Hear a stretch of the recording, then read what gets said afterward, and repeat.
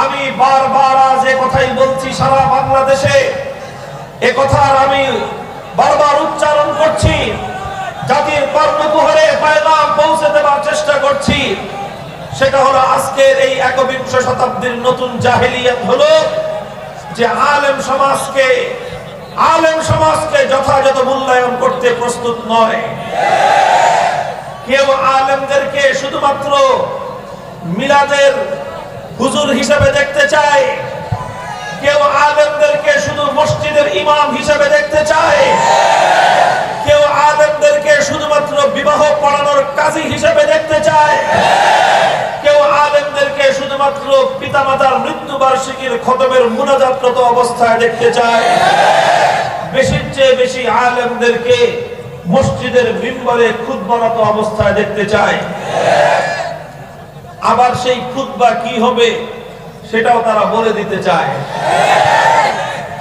স্পষ্ট কথা, উলামায়ে কেরামের দায়িত্বে, উলামায়ে কেরামের কাঁধে সমস্ত পয়গম্বরদের উত্তরাধিকারের লাঙ্গলের জোয়াল তাদের হাতে তুলে দেওয়া হয়েছে।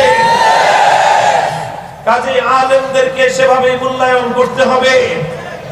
আলেমদের হাতে আল্লাহর পয়গম্বর দেশ এবং জাতির নেতৃত্বের বোঝা চাপিয়ে দিয়ে গেছেন। এটা হলো উম্মত এবং সাধারণ আওয়ামুন নাস, সাধারণ মানুষকে লক্ষ্য করে আল্লাহর নবীর ইঙ্গিত। উলামায়ে কেরামকে লক্ষ্য করে আল্লাহর পয়গম্বরের ইঙ্গিত হলো যে উলামায়ে কেরামের উপর আল্লাহর আখেরি নবী আস্থা রেখে গেছেন। আল উলামা ওয়ারাসাতুল আম্বিয়া, এই কথা বলে নবীজি আলেম সমাজের উপর আস্থা রেখেছেন। কি আস্থা রেখেছেন? যে আমরা নবীরা চলে যাচ্ছি, কিয়ামত পর্যন্ত আর কোন নবী আসবে না, কিন্তু উম্মতের উলামায়ে কেরাম সেই নবুয়তের জিম্মাদারি সামাল দিবে। উম্মতের উলামায়ে কেরাম নবুয়তের নবীদের উত্তরাধিকারী হিসেবে আল্লাহর দ্বীনের হাল ধরবে। আল্লাহর দ্বীন যখনই যেই তাকাজা এবং যেই দাবি পেশ করবে, উম্মতের উলামায়ে কেরাম সেই দাবি পূরণ করার জন্য তারা প্রস্তুত হয়ে যাবে।